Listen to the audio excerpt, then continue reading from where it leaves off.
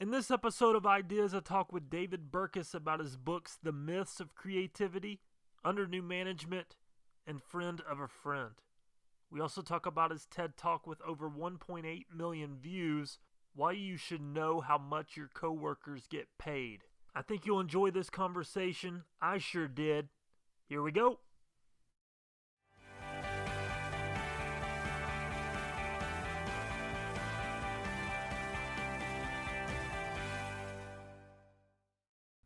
All right, David Burkus is the best-selling author of the books The Myths of Creativity and Under New Management. He's a sought-after speaker and associate professor of leadership and innovation at Oral Roberts University. David, thank you so much for coming on the show. Wow, thank you so much for having me. Absolutely. And in our pre-interview there, I was talking about where I first heard you, and it was all the way back 10 years ago on 99U, if listeners remember that website. It's still out there too, but it used to be this really big kind of creativity think tank, and it was awesome. And I remember reading your post, and Seth Godin showed up, and I really thought that this guy is leaving a mark. He's really making an impact, and you have some really good things to say. And believe it or not, ever since then, I thought I should reach out to you, and here we are 10 years later, probably somewhere around there, maybe 8 to 10 years later, and here you are on the show. So I said thank you for coming on the show, but I really mean it. I'm looking forward to seeing where this conversation takes us.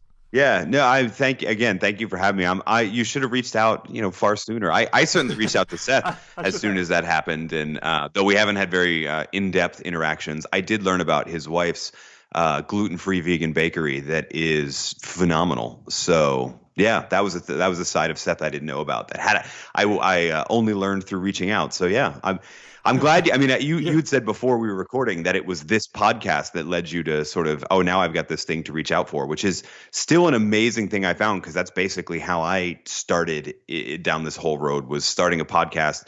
I sound like a hipster. Before it was cool, starting a podcast before it was cool, but that was one of the goals, was I needed some sort of medium to be able to reach out to my heroes. And so podcasting was what we chose.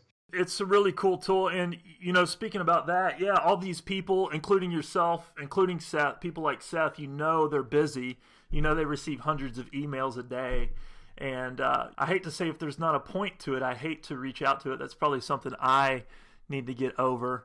But I don't want there to be a motive to conversation. I want to create real lasting friendships online, but there's that other piece of, I know these people are busy, but that's probably a different topic to talk about there. But yeah, well, I will say Seth probably gets 100 times more emails than I do, not just hundreds of emails a day, but any of us, probably 100 than I get. So yeah. I really wanted to start off in the bio there. I mentioned that you're a professor at ORU, and I really think that's interesting because you're impacting the next generation. You're making them think differently. We can all think back to college, and we have those professors that said different things, had different point of views, and helped kind of shape our minds into how they are. Now later that could change, but still it's a huge deal. And I just want to know, was it your love of teaching? Was it wanting to impact the next generation, or was it something else that led you to want to become a professor?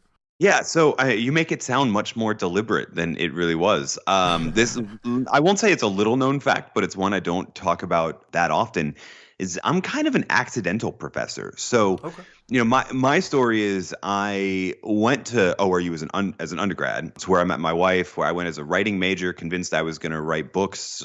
When you're 18 years old and you choose a major, you're not aware of what the entire world. I mean, it's actually a terrible part of the system that we ask 18-year-olds to study something to prepare them for their whole life. But anyway, in terms of writing, you basically only know about the world of fiction, right? So you come in as an English or a writing major, and the big question everyone's asking you is, do you want to write literary fiction, or do you want to write sci-fi, romance, whatever the sort of serial trade fiction is, what the term in the industry is, right? Do you want to be Tom Wolfe, or do you want to be Tom Clancy, right? That's the question. And over time, as I started reading a bunch of different stuff, this was around the time where Malcolm Gladwell was jumping from New Yorker into big popular books. A couple other in that tome were coming out. So like the Heath brothers' first book, I think, came out at that point. And there were a couple different people that were making inroads in writing about social science research from a storytelling perspective. And so that kind of became the wow, this is really fascinating stuff. They're really gifted storytellers. And at the same time, they're not starving the way that aspiring literary fiction people are, right? So maybe this is a business model I should look into more. And so the last couple years of school, I started taking a lot of classes in organizational psychology, organizational communication, that kind of a thing. And that's what post undergrad I went to graduate school for. Again, still the idea was to be a writer. So it was more like I want to understand this stuff so I can write about it forward. So professor's not on the radar yet, right? So we're now early 20s. Okay. Professor is not on the radar. One of the most interesting things happened, which is I told you I met my wife as an undergrad. She went straight to medical school, right? We got married in the summer between graduation and when medical school started. So me doing grad school and also working, I worked in the pharmaceutical industry for a number of years. I had enough time to basically be a full-time student and a full-time employee. And the thought at that time was that I was going to end up in corporate training, eventually in sort of T&D and maybe organizational development, something very sort of practitioner based for 10 to 20 years, and then retire out into being this writer thing, because that seemed like the most practical thing. I mean, it sounded boring as heck, but that seemed like the most practical thing. And so that's where we went. And I graduated. I got a master's degree from the University of Oklahoma. I needed a good football team, and that's done pretty well. I started graduate school in the beginning of the Sam Bradford era, so it's been a good ride ever since. But anyway, so started that, graduated about 2.5 years later. My wife was still not done with medical school. So in my first semester as not a full-time student, I got bored again, because, when you're doing 40 hours or 80 hours a week and your wife is doing 80 hours a week, you're doing it over two things. One of those things drops away. You're suddenly like, well, that's a lot of time to kill. I might as well keep going to school. So I started a doctoral program. And now is where the inkling of professor sort of moved in. I started to sort of realize that training and development and the tools that you use in that field are the same things that make for engaging professors, right? In academia, so much of the norm is sort of a show up and throw up. Like, it's 2018 and people are still giving lectures from lecture notes and expecting you to take notes on what they say. And that's the way education has been handed down for 1,000 years. And very few people, I mean, there is certainly a rising tide, but very few people were thinking more broadly about how do you train skills? And so that then led to this, all right, well, maybe it'd be cool to be like an adjunct and jump into writing quicker or what have you. And then the Affordable Care Act passed. Being totally blunt, love it or hate it.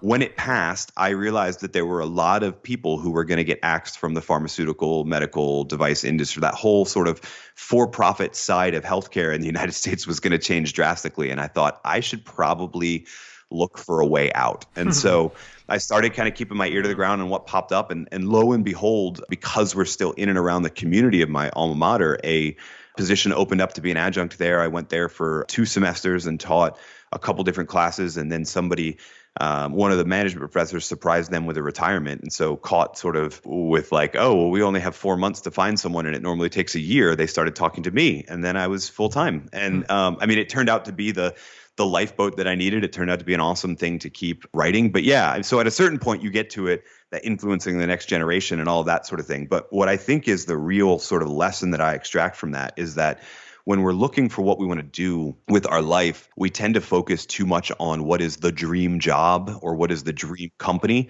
And what we don't think about is like, what are the activities that I do every single day that get me excited, right? And so for me, training new concepts, explaining new ideas, teaching new skills, whether that's in a corporate, hotel ballroom through a bunch of new employees, or whether that's to a bunch of future employees in undergrads and a few grad students.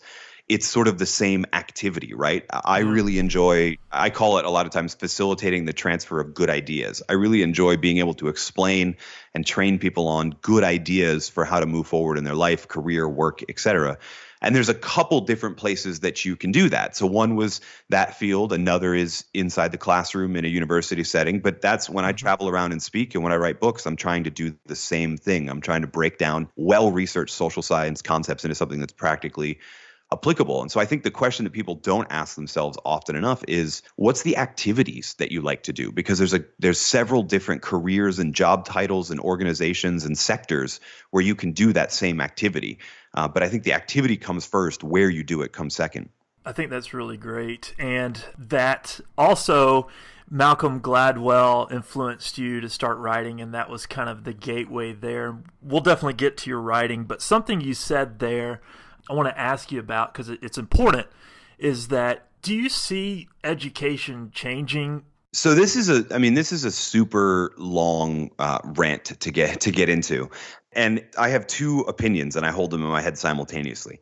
The first is that it has to change, right, because of so many different changes. The second is the realization that it hasn't changed in 1,000 years. Sure. Like that model of there is an all-knowing sort of, sometimes in academia we joke and we call it the sage on the stage, right? There's an all-knowing professor who comes on. I mean, you can find wood carvings from the 1100s about basically what looks like the modern classroom. So there's part of me that's like, oh, it absolutely has to change. And another part of me that's like, no, it doesn't have to. It's survived. I mean, there's been a whole lot more changes in the way humans interact in the last 1,000 years than there have been in the last 10, right? So the idea that the last 10 years of technology are going to cause this thing to dramatically change. What I will say is going to have to change, and already does, is over the last, let's say, 50 years in the United States. I can basically only speak for the United States.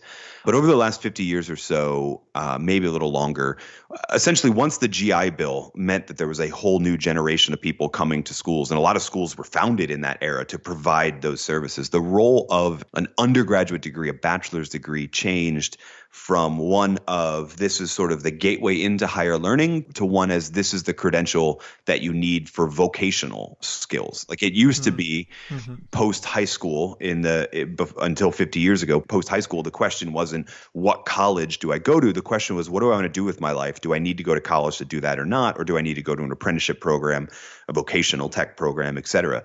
And if you look at a lot of the most in-demand majors, and I'm guilty of this, I teach in a business school. If you look at a lot of the most in-demand majors, they're basically vocational majors. They're not the sort of broad liberal arts and letters, often as it was called 100 years ago, type degrees that fancy themselves as you now entering this sort of learned intellectual elite, right? So what we're using a degree for has changed. And I think that's going to lead to a lot of questioning, because I think what we're going to see is that a lot of people are realizing that they need to start asking that question sooner, and that the answer is not necessarily going to be college. We had a really good run about 50 years to convince the nation that everyone needed to go to college. And I think that's what we're going to start questioning is, do you really need to? You want that upper middle class lifestyle? Well, there's a lot of things that we might call blue collar. I hate those terms.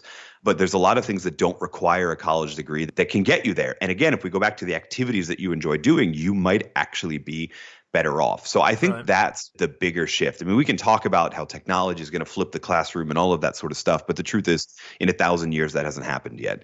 What I think is changing rapidly is what people look at college for. Yeah. And that's going to be where the biggest sort of disruptions happen in the next, let's say, 20 years.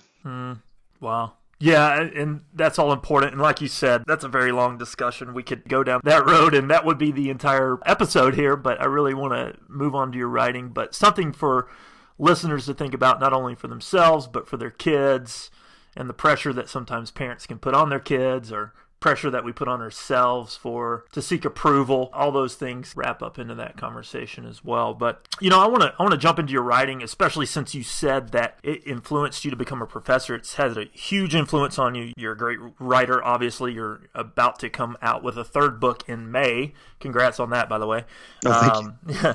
It's no easy feat to write a good book. So, well, I'm not sure I've done that yet, but yeah. I think so. All right, well, cool. Well, thank you.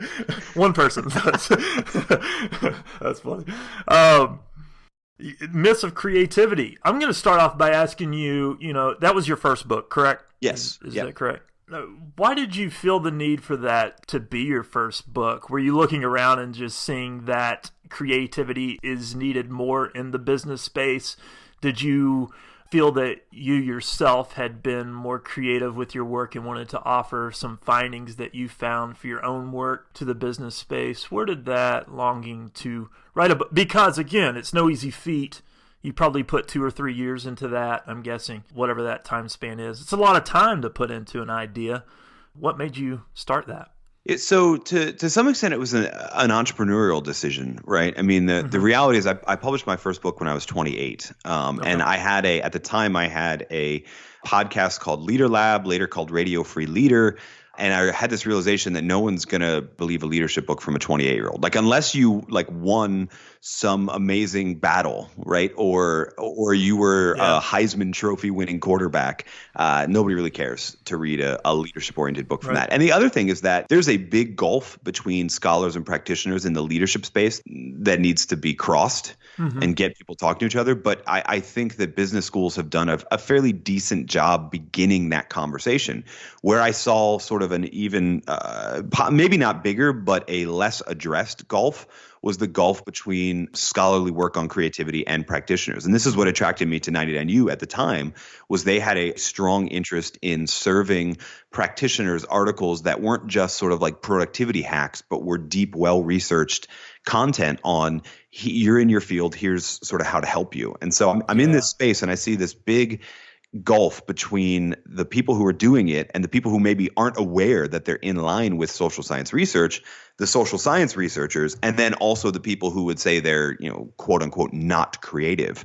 And these three sort of communities are really far away from each other and basically trying to bring them together. So the fundamental sort of premise of the Myths of Creativity is that there are a lot of stories that we tell about how creativity is supposed to work. And creative people tell very different sounding stories than non-creative people. And the first story is that you can even separate who is creative and who's not creative. But I mean, people who would fundamentally call themselves creative tell themselves a very different story than people who would call themselves not creative. And so the goal of the whole book is to address some of those faulty stories that non-creative or people who choose to call themselves non-creative people tell themselves that are just not true, and to debunk them through social science research. And that's a really good angle to take. And one of the myths that you cover in the book, which I think a lot of people believe, because I believed it for a very long time, you talk about the myth of the lone genius. Well, it's one that's been passed down for forever. And so I want to ask you, since you've done all this research and you wrote the book on it, why do you think there's no such thing as a lone genius, one? And then also, how can leaders then promote collaboration in their workplace and get people to work together? That's a loaded question, but it's one that I feel we need to talk about. Yeah, so I'm going to push back on one thing. It's not that I don't think there's a lone genius. There is no such thing as a lone genius. Like, that's factual. The truth is, there are stories of people as lone geniuses. There's lots of them. But when you dive into almost all of them, you find there is some level of a community of support behind them, or a community of collaboration that they're actually just in the middle of. Most of the sort of lone geniuses that we hold up were either had people working with and for them, or were part of a scene, were part of a community of people that were helping them to be more creative, right? So, and this is everything from, Michelangelo painted the Sistine Chapel, but actually he was more like the project manager. There was about 13 people that were all doing the painting, right? We look at Thomas Edison and the light bulb and all these other inventions, and we love to look at pictures of Thomas Edison alone in his lab. The truth is, there were about 14 other people in that lab at any other given time, and they were constantly sort of rotating and working on other projects. And even the modern day Thomas Edison, right? Steve Jobs would not have been Steve Jobs without Wozniak, and then later without Sir Johnny Ive, right? And in fact, that was one of the things I think was so amazing. All of these people saying, "Oh, we should short Apple stock, and Apple's reign is over because Steve Jobs has left." And I was sort of like, well, as long as Johnny Ive is still there, and Tim Cook from an operations perspective, but as long as that team is still there, I think they'll be okay. I think this is, and actually, I kind of wish I would have bought a ton of Apple stock when he had left, because there were so many people predicting the downfall. But hey. It is what it is. I don't know if I love to attribute it to sort of an American thing, but we see it in a variety of cultures around the world, that when a significant innovation or creative work happens, one of the things that we do is we sort of smooth out the rough edges of the story. We make it sort of fitting for a biopic, right? And then once we do that, it's suddenly this story about a lone genius because it's more believable. Something in the ether wants to believe this sort of rugged individualism story. But the truth is that creativity is a team sport. It always has been. So, and that to your follow-up question about how leaders can promote collaboration, that's probably the first way to do it. I think if you believe in a lone genius idea, then the biggest mistake you're doing is you're constantly on the hunt for talent, right? There are two things that leaders do consistently, reliably, even if they don't know, that are the most important things for organizational success. One is hiring, who you bring into the organization, and the other is culture, how you shape the organization, what the way we do things around here is, right? And by the way, a crappy system, a crappy culture will beat a good person every time. But those are the two biggest things. And if we believe in a lone genius, a lone creator myth, then we overemphasize the hiring, looking for these sort of individuals instead of focusing in on the system and the culture. And like I just said, a crappy system will beat a good person every time. We ought to really be looking at both. We ought to be looking at hiring from the standpoint of how does this person fit into the collaborative culture, the creative culture that we've already built, not if we put all of our eggs on all of our hopes and dreams on this one new hire, everything's going to work out because we got the most creative person in the industry. That's a recipe for disaster. That's such a good point. And since you mentioned hiring, I want to ask you about that. You said, when we're hiring, we should look for how people fit into our culture. But is there one or two other things that you think that we should be looking for when hiring?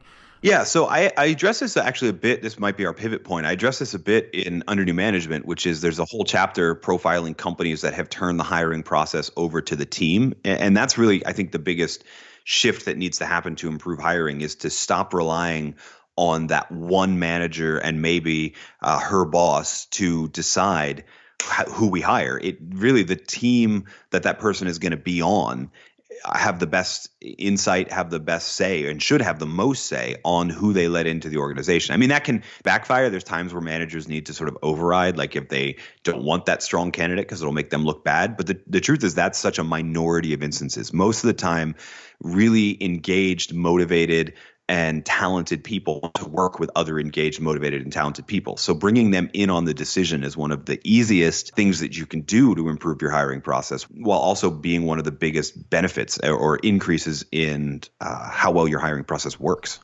And on this same point here, you bring up a really fascinating question about not only the people we hire, but also the managers in our company, the leadership in our company. And you ask, are managers even necessary in companies? What were your findings there? I really wanted to see what you found when you researched that. Yeah, so creativity is a team sport. How an individual, the team that an individual on turns out to be a really huge influence on the individual performance. So management as a thing, right? Setting objectives, allocating resources, tracking whether or not those objectives are met. That's not going to go away anytime soon. And in fact, it's arguably even more important in this era of sort of creative collaborative work. It's so important that we probably shouldn't leave it to just one person on the team. And we should probably do what we can to turn some elements of that over to the team. So there's certainly a lot being written about the sort of no managers environment, the holacracy, right? Or Morningstar Tomato Company in California has been doing it for a really long time. And we dive into some of those. I haven't taken a stance on holacracy. My jury is still out yet. I think a good theory or a good model needs to be about 10 or 15 years old before we can judge it. Sure. But the premise is still the same, that I think the role of management isn't going away, but to the extent that we can turn the role of management over to the team, to the people that are doing the work, we can see a lot of increases. Now, that's going to create some tension, right? Because every business team, every division is going to think that they're the absolute most important. So the job of leaders, and if we still use the title managers at that point, has to be more about who is sort of giving them the criteria by which we're going to make a business case for who needs what resources and all that sort of thing. They're the ones that are really going to set the context, explain what we do and why we do it, so that people are better empowered to make those decisions at the team level. So it's all about empowering people, and being a good leader is a lot about empowering people, wouldn't you say? I mean, that's a lot of the ideas behind all of this. Yeah, I mean, there's empowerment's such a buzzword right now, or maybe it actually was 5 years ago and it's already jumped the shark. I'm not really sure. I'm late. Yeah, I know, right? I like to put it this way. There's a different chapter in the book that I should have put them together because they probably work better together, about employees first, customers second. And it's really the fundamental shift that I think a lot of managers and leaders need to take, which is not that people are accountable to me because I'm a leader or a manager, but that I am accountable to the people that I'm managing. In other words, you sort of take take that pyramidal hierarchy and you flip it upside down. That's the shift that needs to happen. How that plays out into who does what in terms of these tasks of management is far less important than the mindset shift that managers and leaders exist to serve the people that are underneath them, to assist them, the people in the sort of value zone, doing the work, interacting with customers, making the product, et cetera. It's not the other way around. People don't need to be accountable to managers in a creative work setting, a knowledge work setting. It's more likely that managers ought to feel that they're accountable to the team that they support. I love that. That's really good. And, it's something that it kind of ties all into that, too, is what your TED Talk is all about, your popular TED Talk. How many views does it have now? We may actually, as of today, we may be at 1.8. Not that Wow. not that I'm tracking it that closely. Yeah. But the only reason I know that is that I did a radio interview yesterday and was asked the same question, and so I had to look it up. So it was like 1.7 and change. Oh, we're still at 1.79996. So like 35 people need to watch the talk, and then we'll be at. I'll go watch it after this again. Yeah, click refresh 34 times for me. Thank you. All right, we'll do. That's great. I'm sure that's bringing up a lot of radio interviews and a lot of attention right now, but you saying that no, not a need for managers, that also brings up the question, well, then what should people make? Your huge TED Talk now on knowing what coworkers, what people within your company make is huge right now. And listeners have probably seen it. It ended up on the front of the TED Talk page. Am I correct? I mean, yeah. It got a lot of attention there. So I actually don't know what to refer to it as. It was a TEDx talk that TED watched and liked, and actually asked TEDx University of Nevada, where I gave it, asked them for all of the original footage, all the camera angles or whatever, and they actually re-edited the talk, and then they put it on the front page of TED.com. So it looks like I was at the main TED conference giving a TED talk. The truth is I was at TEDx University of Nevada. So I don't know if I'm supposed to call it a TEDx talk that was on the front page of TED.com, a TED talk. I don't know what to call it. Whatever it is, it's good. And you talk about those ideas in your book, Under New Management. I'm guessing that's where the thought of turning the talk into what it was after writing your book, maybe you thought that, hey, this idea is interesting. It's not an idea that, to my knowledge, not many people are covering or saying that you should do. Yeah, there's not a lot of voices. There's not a lot of people wanting to die on this hill with me. It's weird. Yeah. So my question to you is, what made you want to turn this into a TED Talk?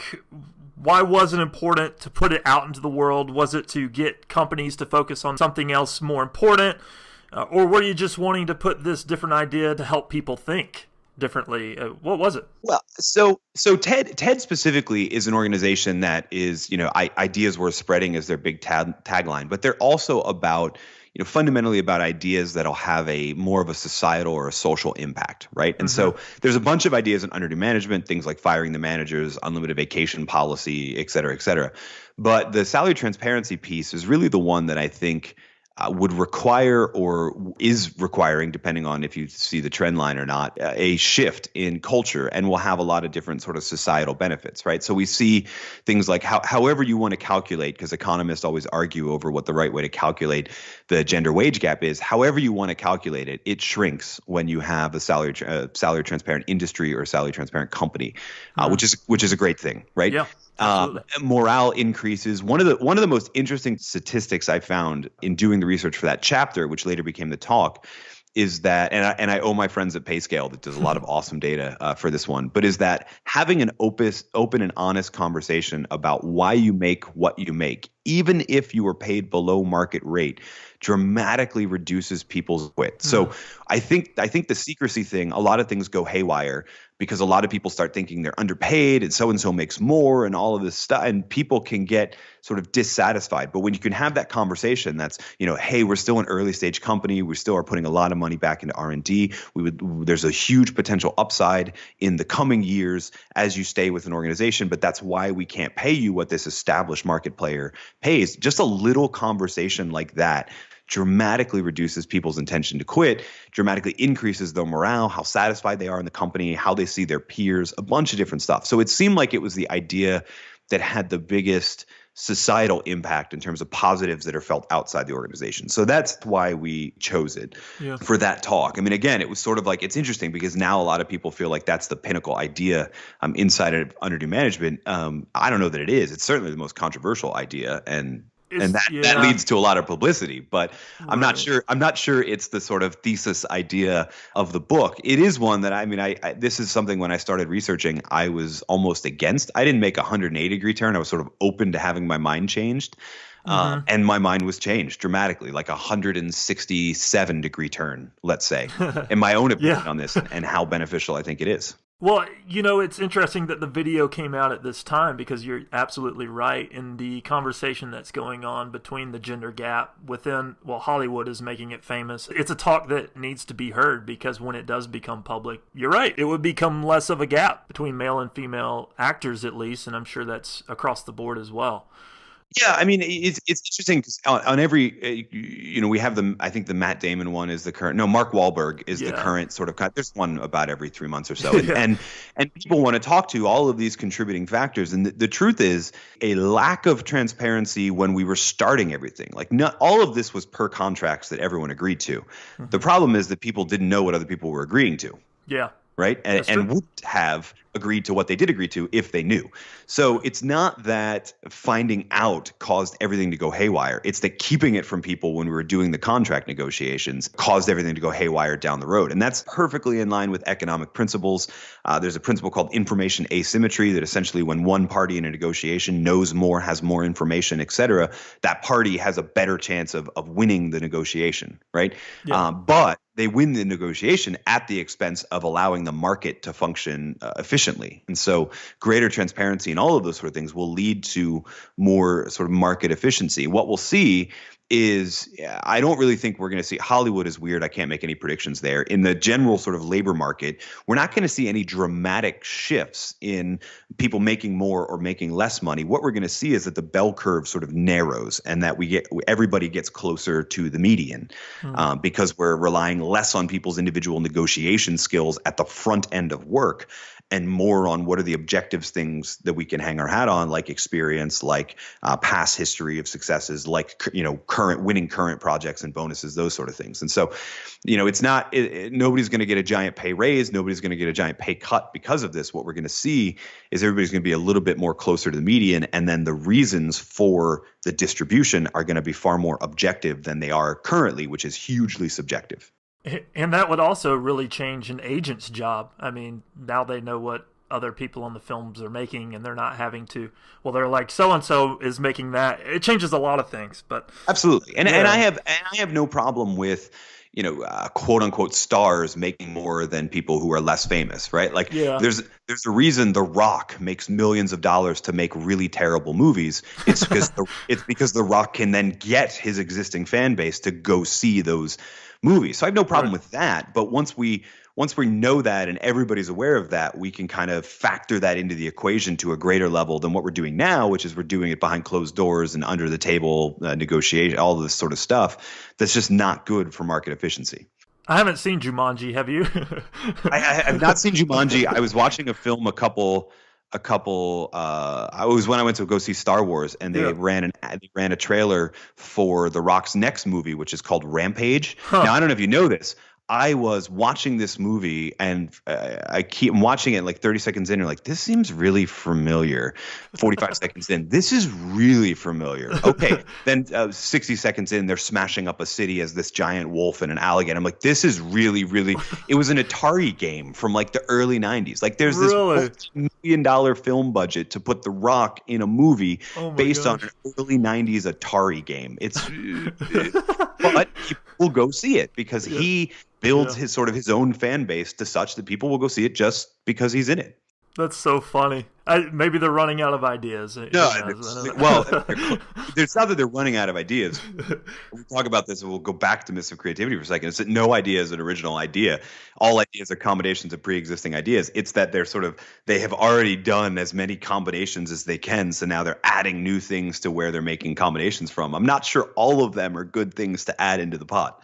That's funny that you would bring that up because that was another thing that you brought up in that book. So I really want to get to your new book. I really enjoyed your first two. I know your new one's out in May. It's Friend of a Friend. And you offer readers a new perspective on how to grow their networks and build key connections is the main idea there.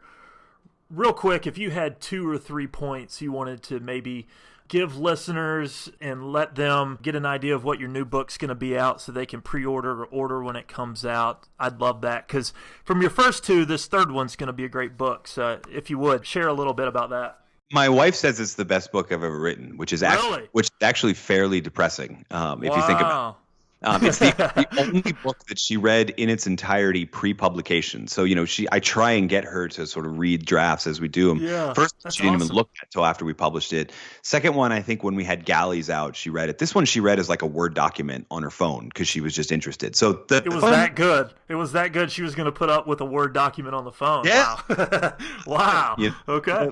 The fundamental premise of the book is that we need to redefine networking, right? When I say the word networking, people think two things. They think standing in a room full of strangers and having business cards pushed into your palm and feeling all awkward and then not meeting the people that you were hoping you meet and all of those sort of things. Or they think a bunch of random advice on a Business Insider article or in a book like How to Win Friends and Influence People or Never Eat Alone. And those are great books, but fundamentally, like both of those things are the problem. Those are great books, but they're books about advice from one guy. Both of them are guys, but there's female networking advice books too. But advice from one person in one very specific situation on what's worked well for them over the previous 10 years. You are a very different person than them, and there's no guarantee that their advice is going to work for you. And you know this because you tried to apply it and you ended up feeling awkward in that networking thing, right? And so the premise of Friend of a Friend is that we need a different lens to look at networking through. And no surprise, me being who I am, that lens, in my opinion, is social science. We've been studying human social networks for 50 plus years, and we've had some pretty interesting insights. And I think the biggest one is that, and this is the thing we need to redefine, I don't think networking is about meeting total strangers and hoping that somehow you will either be useful to them or they're useful to you. I think it's about getting a better idea of who's already in your network. Like you don't own a network, you are in a network. It's 7.4 billion people strong and counting. And you know who your close friends are, but you probably forgot who a lot of your, whatever the opposite of close friends would be. Sociologists call them weak ties. You probably don't have an idea of who is just one introduction away from you. And so the book is more about exploring your network through the lens of social science, but also through your friend of a friend, through who are the people that are already connected with you, because the return on investment on those people is far greater than the strangers you're going to meet at some cocktail party. And you're not going to feel awkward because you're interacting with friends or you're interacting with friends of a friend. So I think, and this is my opinion, I think it's a far more powerful way to look at networking, and it's going to make people feel a whole lot less awkward. So yeah, if you've ever been that person in the room calculating how long it is before you have to leave, I think this is a book you're really going to enjoy.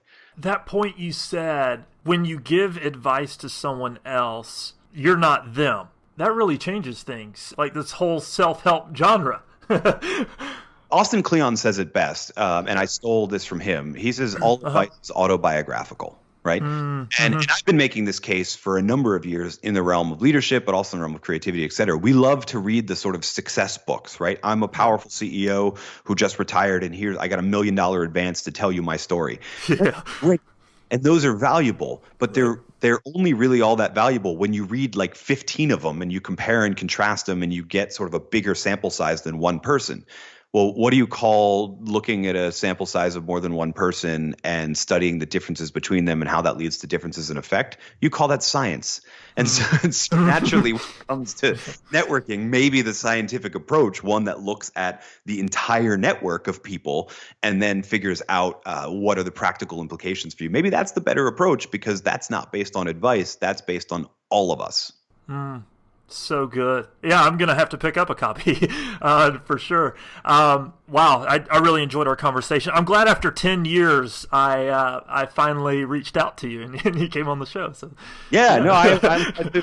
I'm glad too. I really enjoyed that. I try to ask every guest the same question at the end. You offered us so much today, David. It could be something you've already mentioned that you just really want to highlight here at the end, or it could be something that we didn't even talk about today. But if there's one last piece of advice that you would really want listeners to grab hold of today, what would that be?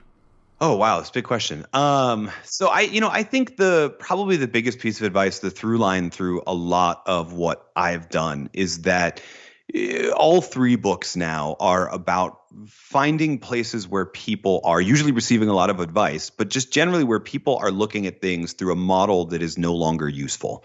And I think that's a question we don't offer ourselves enough. How much of our mental models about the world are actually serving where we want to go? And I think people need to not be afraid to question those. And generally, when you start a better, more evidence-based model, but it really just starts with that, a willingness to go, well, you know what, I'm really not happy with where I am. What mental model has led me here that I need to start questioning and looking for a more useful model? That really helps all of us think differently, think more clearly in our everyday actions. Such valuable and actionable advice, so I appreciate that. Last question for you, David.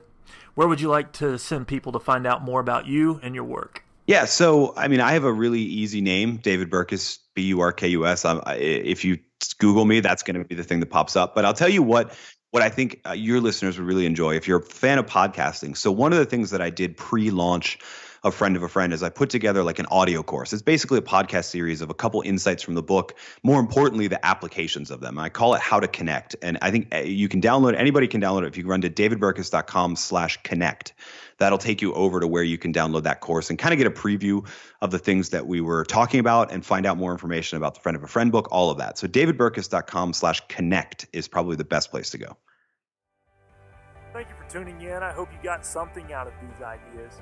Go ahead and subscribe so you don't miss an episode. And it's going to make people feel a whole lot less awkward. So yeah, if you've ever been that person in the room calculating how long it is before you have to leave, I think this is a book you're really going to enjoy. That point you said, when you give advice to someone else, you're not them. That really changes things, like this whole self-help genre. Austin Kleon says it best, and I stole this from him. He says all advice is autobiographical. Right. And I've been making this case for a number of years in the realm of leadership, but also in the realm of creativity, et cetera. We love to read the sort of success books, right? I'm a powerful CEO who just retired, and here I got $1 million advance to tell you my story. Yeah. Right. And those are valuable, but they're only really all that valuable when you read like 15 of them and you compare and contrast them and you get sort of a bigger sample size than one person. Well, what do you call looking at a sample size of more than one person and studying the differences between them and how that leads to differences in effect? You call that science. And so naturally, when it comes to networking, maybe the scientific approach, one that looks at the entire network of people and then figures out what are the practical implications for you. Maybe that's the better approach because that's not based on advice. That's based on all of us. So good. Yeah, I'm going to have to pick up a copy for sure. Wow, I really enjoyed our conversation. I'm glad after 10 years I finally reached out to you and you came on the show. So yeah. No, I do. I'm glad too. I really enjoyed that. You know, I try to ask every guest the same question at the end. You offered us so much today, David. It could be something you've already mentioned that you just really want to highlight here at the end, or it could be something that we didn't even talk about today. But if there's one last piece of advice that you would really want listeners to grab hold of today, what would that be? Oh, wow. It's a big question. So I think probably the biggest piece of advice, the through line through a lot of what I've done is that all three books now are about finding places where people are usually receiving a lot of advice, but just generally where people are looking at things through a model that is no longer useful. And I think that's a question we don't offer ourselves enough. How much of our mental models about the world are actually serving where we want to go? And I think people need to not be afraid to question those. And generally, when you start a better, more evidence-based model, but it really just starts with that, a willingness to go, well, you know what, I'm really not happy with where I am. What mental model has led me here that I need to start questioning and looking for a more useful model? That really helps all of us think differently, think more clearly in our everyday actions. Such valuable and actionable advice, so I appreciate that. Last question for you, David. Where would you like to send people to find out more about you and your work? Yeah, so I mean, I have a really easy name, David Burkus, Burkus. If you Google me, that's going to be the thing that pops up. But I'll tell you what I think your listeners would really enjoy if you're a fan of podcasting. So one of the things that I did pre-launch a friend of a friend is I put together like an audio course. It's basically a podcast series of a couple insights from the book. More importantly, the applications of them. I call it How to Connect, and I think you can download. Anybody can download it if you run to davidburkus.com/connect. That'll take you over to where you can download that course and kind of get a preview of the things that we were talking about and find out more information about the Friend of a Friend book, all of that. So davidburkus.com/connect is probably the best place to go. Thank you for tuning in. I hope you got something out of these ideas. Go ahead and subscribe so you don't miss an episode.